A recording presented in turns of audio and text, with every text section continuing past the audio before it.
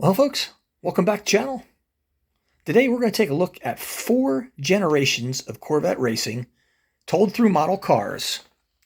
Now, this poster you see in the background basically has all the generations of the Corvette starting from the C1, but we're going to talk about the organization of the factory Corvettes, starting with the number 2 car that you see in the background there, the 5th generation Corvette. The number 4 car that you see there, the 6th, the 7th generation Corvette, right behind the 8th generation Corvette.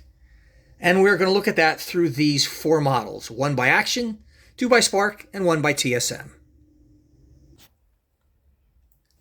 And so here you kind of get a close look at the design of each of these Corvettes and how they have evolved. Now, the number 2 car here is the C5.R Corvette. These cars were raced from 1999 through 2004.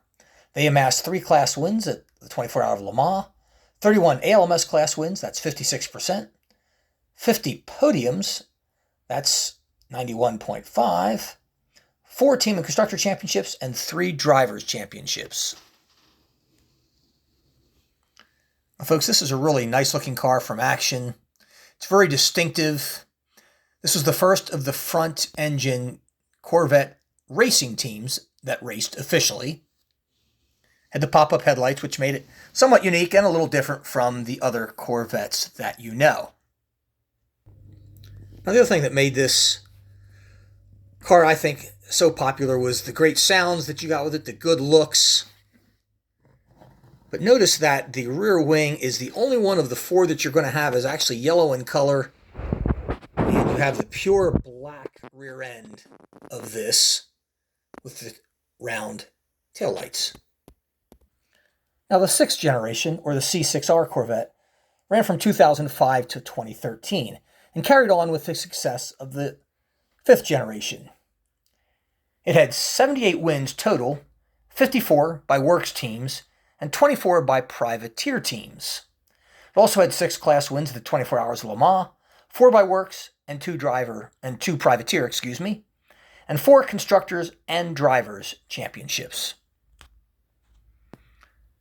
Now, a little different from the C5R is that gone were the quasi pop-up headlights, and you had the pure recessed headlights, as I call them.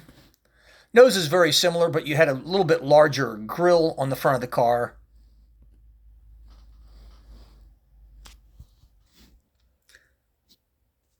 Now, for at least the works cars, it kept the yellow livery, even though there were some changes made to it over the course of its career. This being one of the most interesting, I thought. Now, unlike the C5R, it kept somewhat of a yellow rear end, even though, as you can see with this particular addition to the livery, there were some black and silver portions added to it. And of course, you still had the black rear wing here. Then comes the 7th generation, or the C7.R Corvette. These ran from 2014 through 2019. I happen to own a 2017 model of these. It is among my favorites. Now, this class only had 16 wins out of 65 races for 25%. It only won the 24 Hours Le Mans once in 2015, the second year it was out. But it did have 3 team and driver championships and 2 constructor championships. Again, like the C6R, you had the headlights that were built in, recessed, some would speak. You had an even larger grille on the front of the car. And I think in general you'll find that the body style was a bit wider, the fenders more flared out than you had on the 5 or the 6. And I think that's best seen by looking at it from this angle. You can see how wide they were. Absolutely beautiful.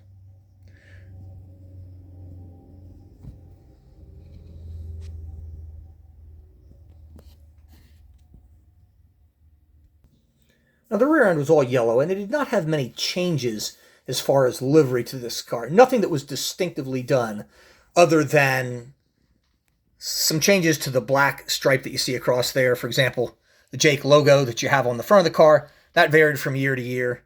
But otherwise, it was exactly the same. You kept the rear black wing, and the rear yellow rear end. And then came the biggest change of them all, the advent of the 8th generation, or C8.R Corvette, which debuted in 2020 and continues to run now through 2024. This was the first of the mid-engine Corvettes, so its front end quite a bit different than the 3 generations before it that had the long front end. Now this car was just as wide as the 7th generation, but the front end and the nose of it much shorter. It continued to have the recessed headlights, only with sharper angles. And interestingly enough, a much larger front grille, even though the engine wasn't there. Now, this car featured 22 wins out of 57 races for 38%, with 50 podiums, an 88%. It won the 24 Hours of Le Mans only once in 2023, just this past year, the 100th anniversary. If you're going to win one, that's a big one. And it featured 2 teams and constructor championships and 3 drivers' championships.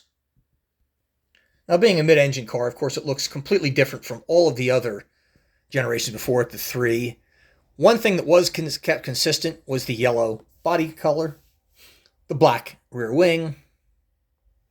Did have a change as far as the taillights, much like the 7th generation, where you went from the round to the more obloid, or whatever you want to call it. It's some strange looking thing. I don't recall what they call it. But anyhow, a very, very good looking car, very sharp, and very successful. Anyhow, guys, there you have a look at all 4 of them side by side, starting with the 5th generation on my right, the 6th, the 7th, and the 8th. Hope you've enjoyed the video. Hope you found it interesting. Good collecting. Take care.